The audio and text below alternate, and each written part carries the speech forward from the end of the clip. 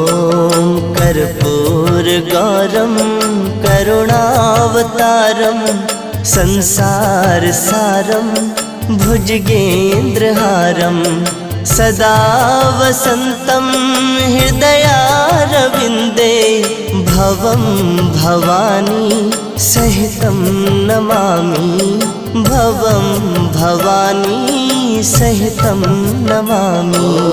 कर्पूरगौरं करुणावतारं संसार